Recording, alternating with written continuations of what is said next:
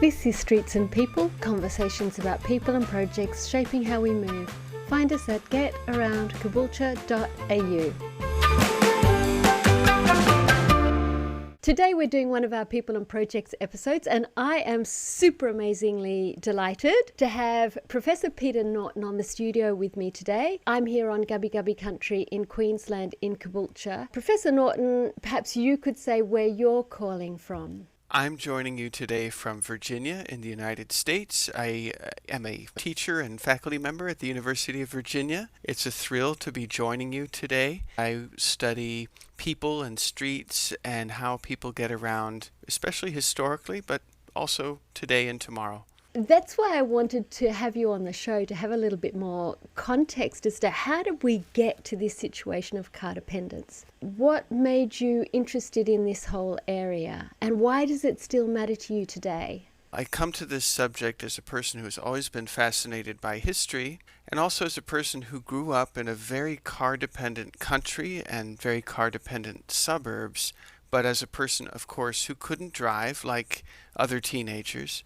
And I wanted to know how it got to be that way, why it was that the bus seemed to be so little provided for while the people driving had everything they needed, why my destinations were so far apart when I knew from parents' or grandparents' stories that shops and destinations used to be close together. So that made me wonder how we got to this status quo, and that made me look in first books and then later historical documents. I actually know you because I saw a presentation through what was then the AITPM, which is now Transport Professionals of Australia. I love your work. I follow Fighting Traffic on the professional social media platform and also on the social media platform beginning with F. The whole AITPM video is on our homepage as well. I would have to say Peter is the loveliest person I've ever corresponded with. So for no other reason should you follow his blogs, because he's just a really nice person. Thank you for those very kind and generous words. They make me feel very welcome, and I really appreciate it. It still matters today because when our authorities, our governments, our planners get together to decide what to do about traffic congestion or traffic safety, the answers they come up with are mostly determined in advance by the status quo that they inherited. In other words, if you go to the university and you study transportation planning, you'll learn certain dogmas and doctrines such that, for example, accessibility means accessibility by car. Making roads safer means making roads safer mostly for the people inside a car, not so much for the people outside it. And this training exists for a reason. It evolved over time. And only when we look at that evolution can we see how we got to this place. And that gives us a chance to re-examine it and to make improvements where we can.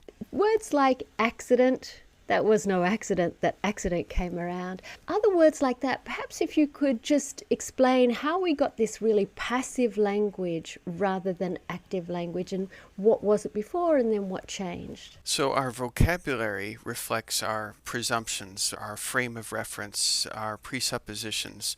Like, for example, when we talk about a technology that gets more impressive and we call it an advancement, we're saying that sophisticated technology is superior because advancement suggests superiority, while simpler technology, like a bicycle, is, if it's not advanced, then the antonym might be primitive or backward.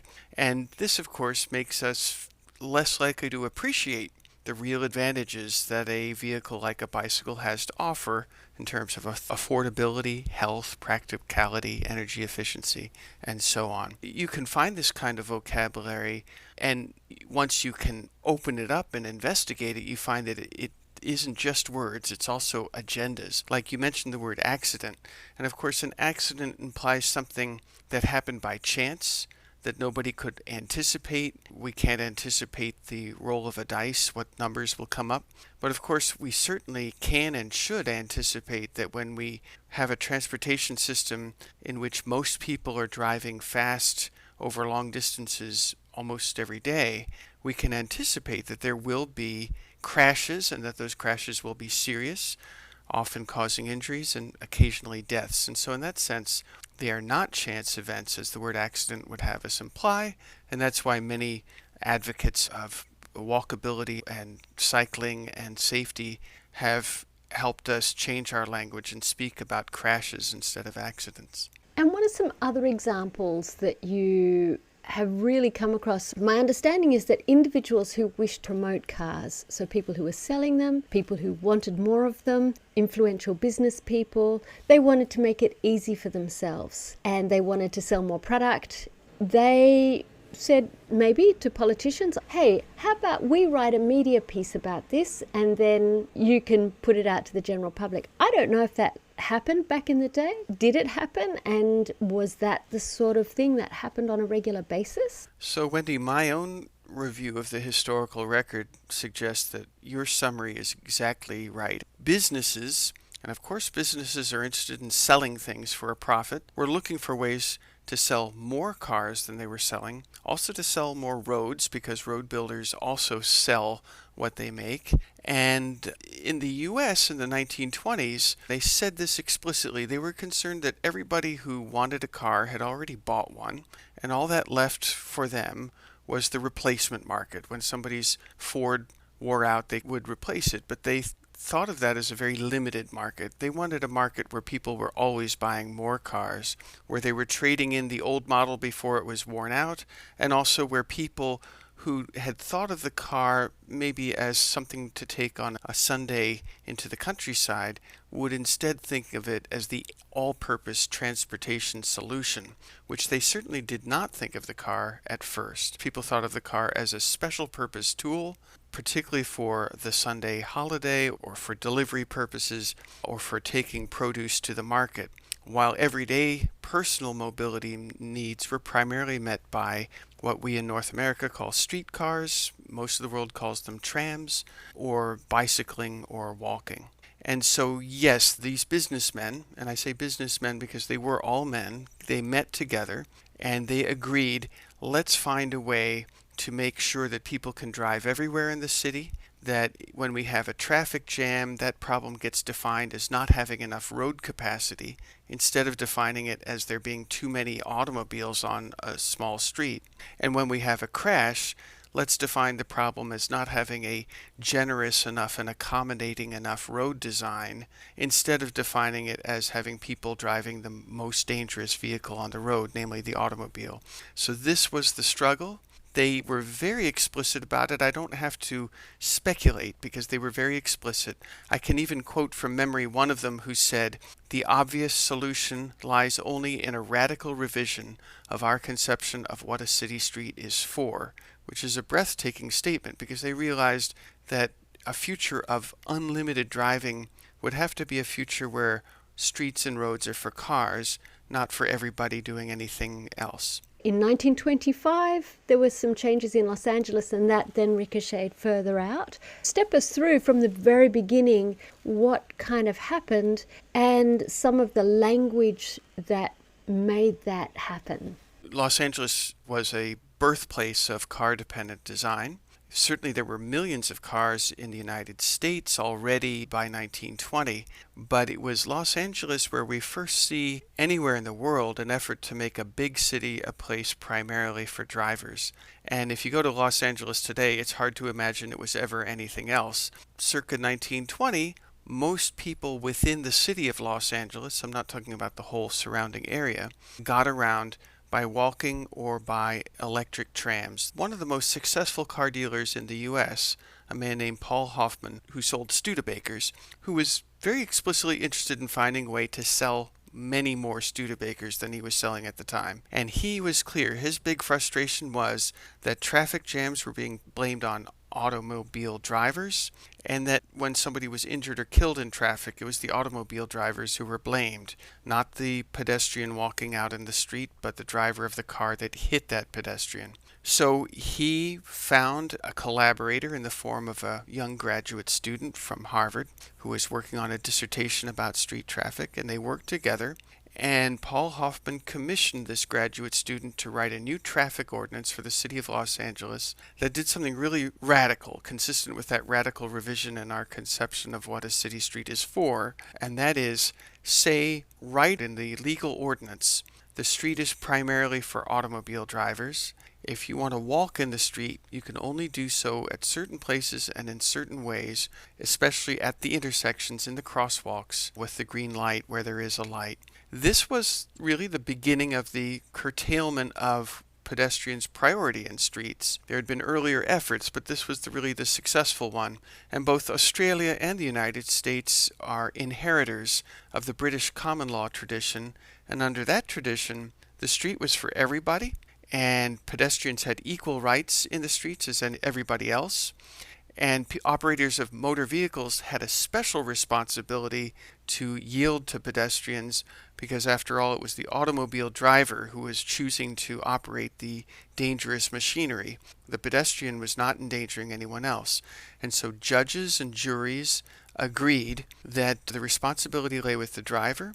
And that was a big impediment to people like Paul Hoffman who wanted to sell Studebakers, and that's why they worked on getting the laws changed. And versions of that then happened at first elsewhere in North America and then elsewhere in the world. In fact, Australia was almost right behind the U.S. in following this path as well. I had no idea about the role of common law, and that makes me understand why we don't have it in Europe, but it is in the UK, for instance. Could common law be again applied to the street, or has there been strategic processes by people invested in selling more cars in making that not possible? It's difficult, and I think it's difficult in Australia in the same way that it's difficult in North America and anywhere else where the British common law tradition has been inherited.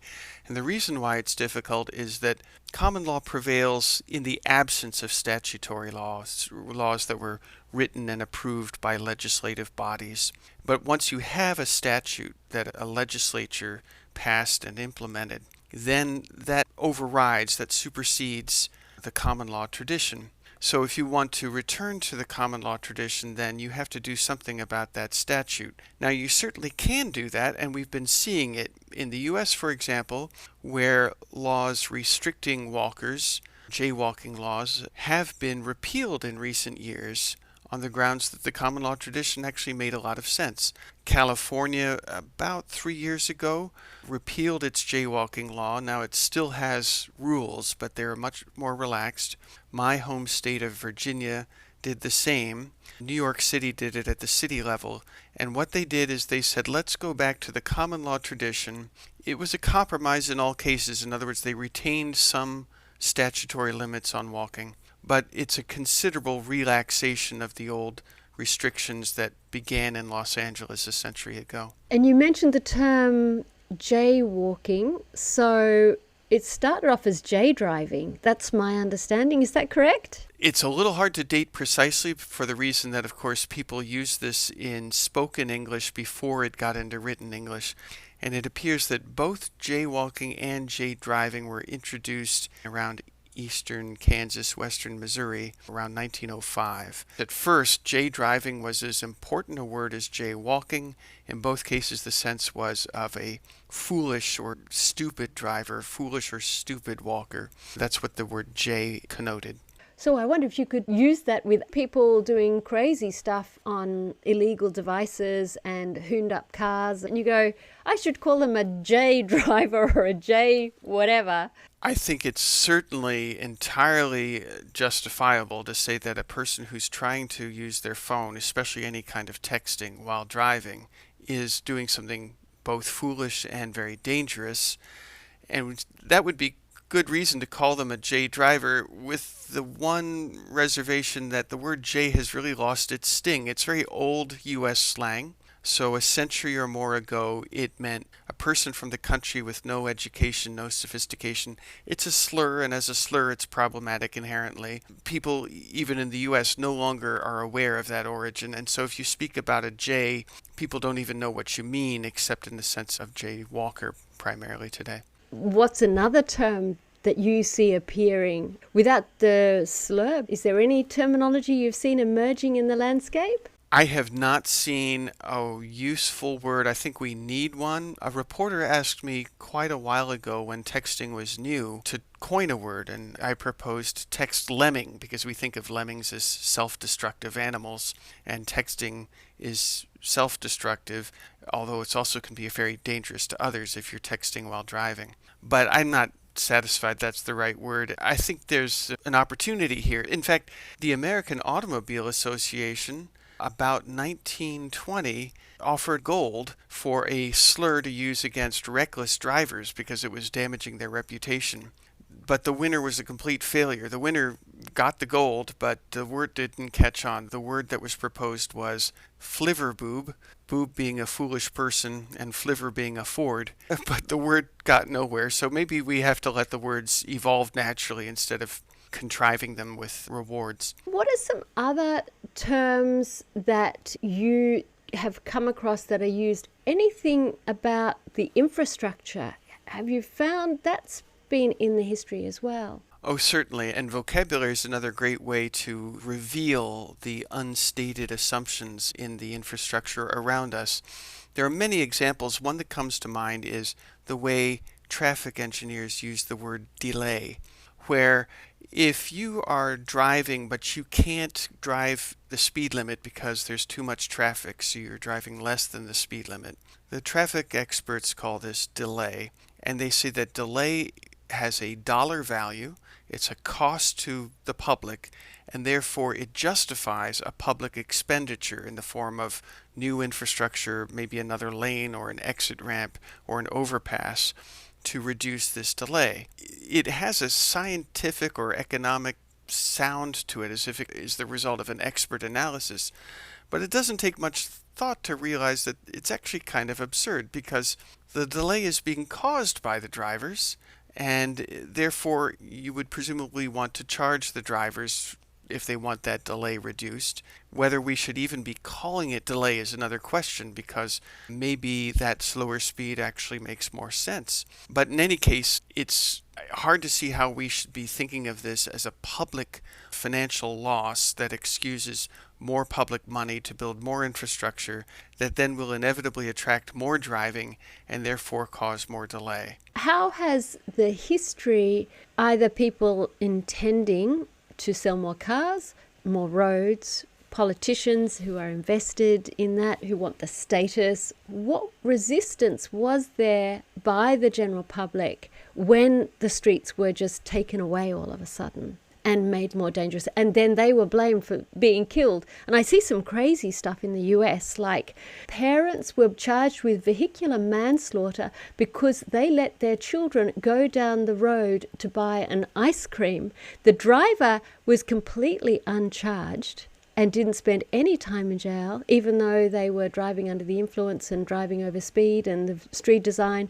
And the parents ended up in jail. I usually go, what is that crazy system? So when you see a crazy system, and we have plenty of them over here, there's always a history behind it. And once you know the history, it becomes at least intelligible. I don't mean it's less crazy, but at least it's more understandable.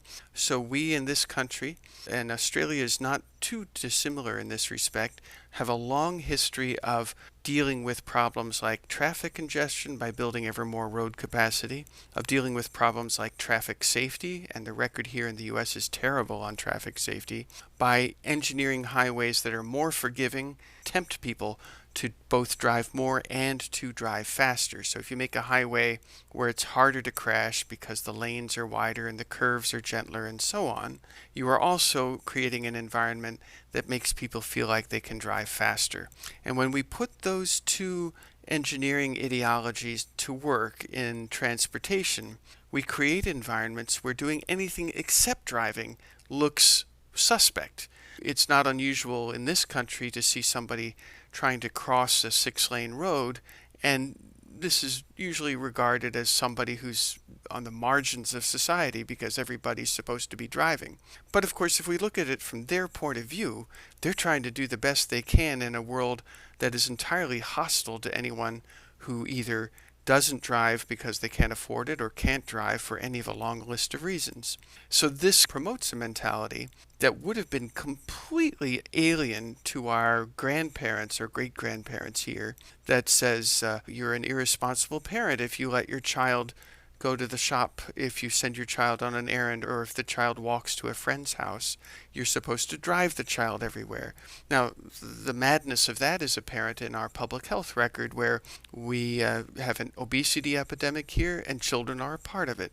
And so we are protecting children from lethal traffic conditions in a way that exposes them to lethal health conditions. And this is a terrible trade-off for a parent. And what sort of protests, in that change in 1925 and other times where they were basically closed to anyone who wasn't in a car, when previously they had been open. And now I see there are places where they're starting to reopen the streets. This was one of the most fascinating discoveries of looking in the original historical documents, because what I found was not in the history books, particularly just in the daily newspapers. I gradually found case after case. At first I thought they were extremely unusual, unique cases, but gradually I learned that they were very, very common, where parents, especially mothers, often women who weren't even parents at all, would block streets illegally, demanding safer conditions for pedestrians, for themselves, and especially for their children. Reading between the lines, I think very often they were interested in the walkability for themselves, but it was a good media strategy to frame it as safety for children, because everyone's supposed to care very much about children. These protests were especially common from 1945 to 1975. That was an era where the great majority of American families had an automobile, but also had only one. And it may not surprise your audience to know that usually the man of the family monopolized the car, with the result that a lot of women were becoming more stranded at home as their alternatives vanished. The streetcars went away, and then the bus service got worse. Then often there weren't any sidewalks in the new subdivisions and the new suburbs. And for this reason, while officially we were celebrating mobility progress in the form of ever more driving, at the same time we were ignoring the fact that there was a real deprivation to anyone who did not drive. In the U.S., and this shocks people when I tell them this, most women of driving age did not have a driver's license until the 1960s. And this is a country where there were millions of cars as early as 1920. This was a real difference between men and women, and I think that's a major reason why women were the organizers and the leaders and the overwhelming majority of these protests. But these protests were bold. They were intended to get attention. They often succeeded in the sense that they would demand a stop sign or a traffic light as a way of slowing drivers down, and they often got them just because the alternative was a daily blockade of mothers holding hands across the street. They were so common that the reporters came up with a term for these protests. They called them baby carriage blockades, because baby carriages or prams were the preferred way of really making drivers think twice about driving fast through that street, because while the drivers might want to force their way through a blockade of women, once they saw these baby carriages, even if the carriages were empty, the drivers would really slow down. So they were a very effective tactic to make drivers slow down. And these events, which were incredibly common, I can find them in almost any city once I look for them, even small towns and suburbs, have been completely forgotten from our history, because in the U.S. the history of automobiles and driving was primarily told to us by the people who want to sell cars, and so they told a flattering history that says we have a love affair with the automobile here and everybody preferred it, and that is absolutely not the case. Certainly cars were welcomed by millions of people, but they were also resisted. I would put it this way: the automobile was mostly welcomed, but car dependency was strenuously and persistently resisted. People here on the outer suburbs are in that situation. So today, do you have any ideas? Maybe if you're a mum with a couple of young kids, how can you protest in a way to change the situation, or what can you do? Or how do you see that somebody can start to claim back their space in a very motor-normative, car-dependent society? They themselves may well be car-dependent. Certainly, and I don't want to pretend that there are easy answers. It's a very tough thing to propose, and of course there will be a lot of critics to anybody proposing them. They'll be ridiculed or worse. And yet, even in places where you would least expect it, you do see surprising success stories. A lot of them come from people who have found inventive ways, clever ways, ways to draw attention to the problem that are perhaps less threatening to the people who feel that they must drive everywhere, something that has a connotation of fun or of playfulness. Something that's worked fairly well in the US are open streets events. And these are relatively non-threatening events. In other words, events where drivers will usually be understanding because it's temporary. And yet, even though it's temporary, it's a great opportunity for people to see the magic. You don't have to do a lot of planning or publicity because almost automatically, once people perceive that street is really closed to motorists, people just start walking all over it.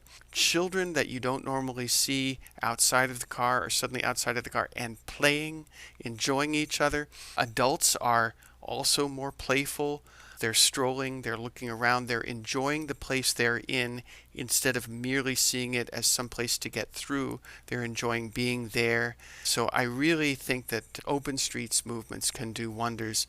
And we have an example that has been an inspiration here from Australia in the form of David Engwich, who has had events like this where residents put furniture in the street.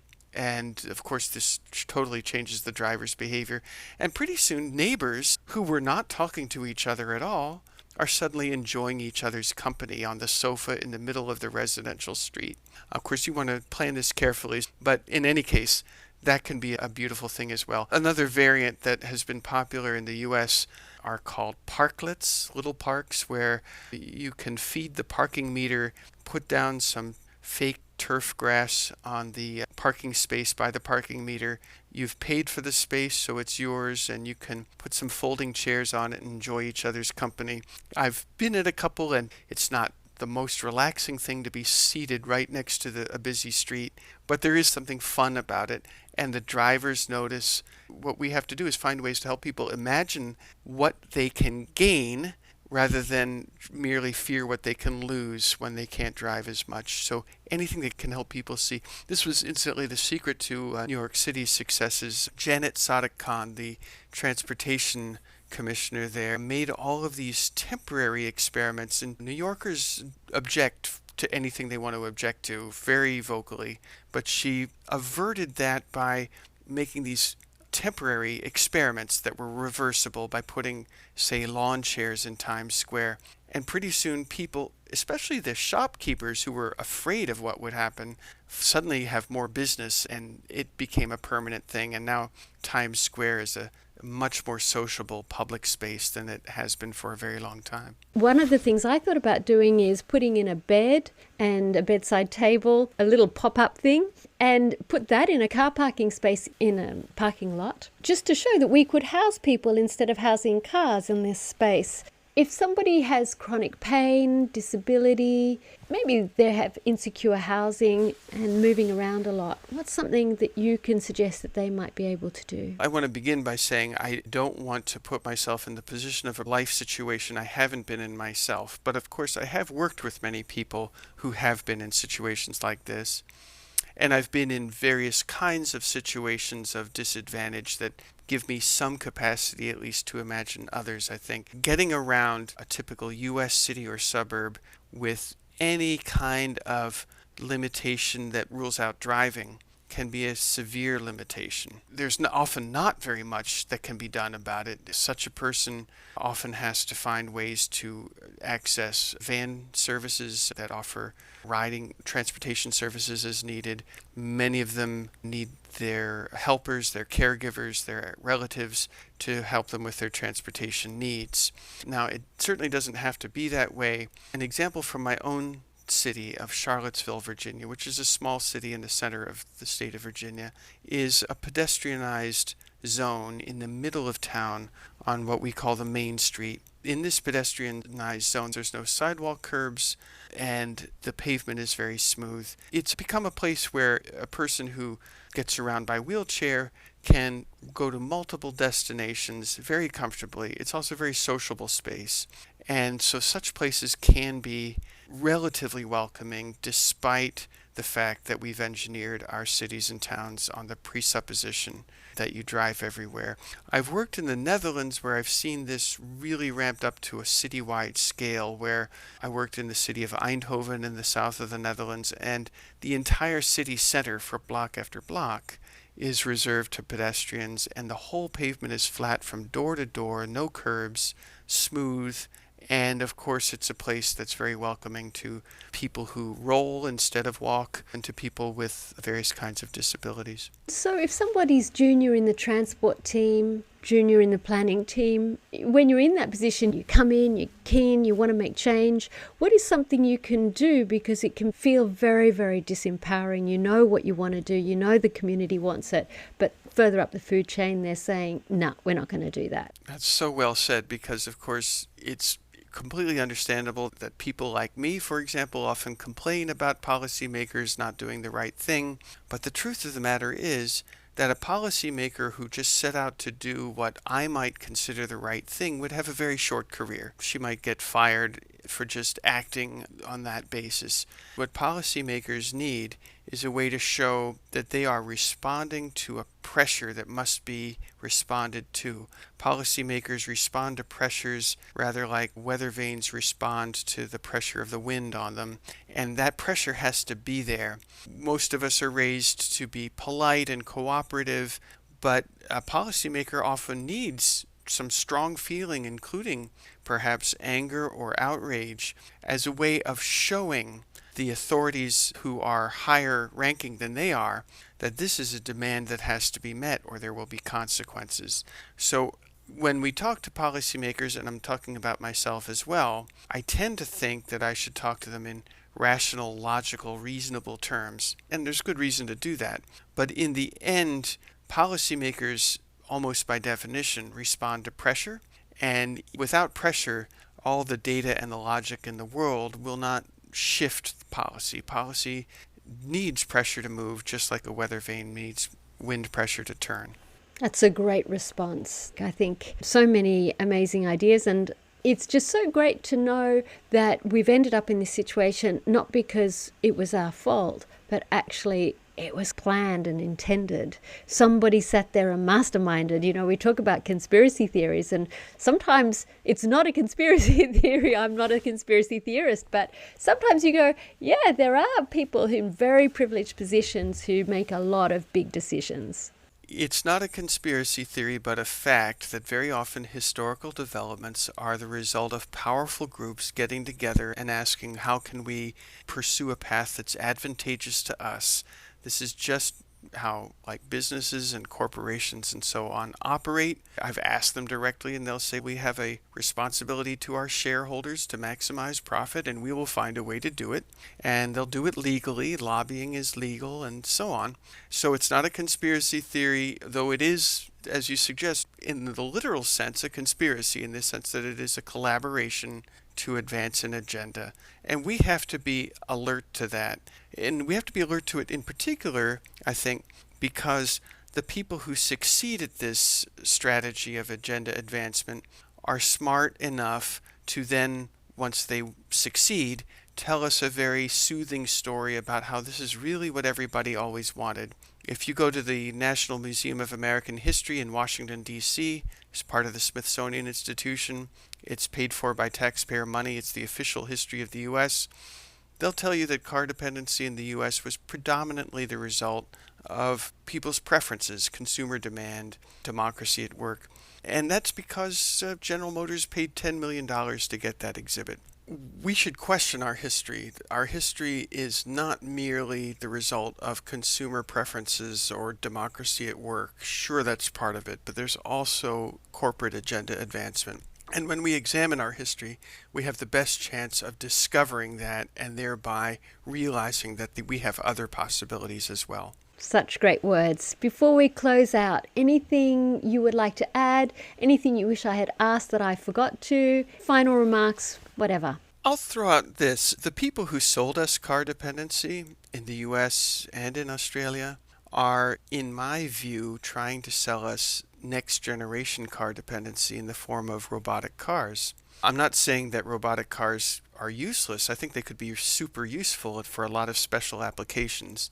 But what I question is when they are marketed as all-purpose solutions, we just need all the tech possible. We have to invest public money in making this happen. Often this sales pitch comes with a very high-pressure message about safety. Oh, if you resist these, you're actually contributing to the safety disaster that we face daily. The truth is that robotic cars can't do for us what's promised for them. They may have many useful particular specialty applications, but my fear is that if we fall for the sales pitch, we will miss all the things we can do with the technology we have right now. And that is promote walkability, promote bike-friendly design, use electric bikes to make biking practical where it isn't practical now, or for people who find conventional bikes suited to them, better public transit. These are all things we know work, and to pursue them successfully, we have to be careful not to be distracted by the messages that tell us that robotic cars will solve all of our problems. One of my friends who was at a business event last night, he was raving about self-driving cars being the answer, and it was incredible. And I was sitting there going, if only you knew the problems, because they have all this data saying we're so much safer, but actually when you look through the data, and I haven't done that, I'm relying on others, the data is that they're much more dangerous even than people who drive cars. It's a complicated record at best, you're right. Thank you very much for coming on the show. I really appreciate it. It's evening for you, so in your private life, it's amazing that you joined us, and well, it was as delightful as I had hoped. So thank you very much, Peter. I really appreciate you coming on the show. Wendy, the pleasure was all mine. I love the work you do. I wish you and your associates at your advocacy all the success in the world. I'm a big fan of Get Around Caboolture, and I'm so glad that people like you are doing the work you're doing. Oh, shucks. I'm all embarrassed. Thanks so much, Peter. My pleasure. Bye-bye. That's Streets and People. Thanks for listening. You can find more at getaroundcaboolture.au.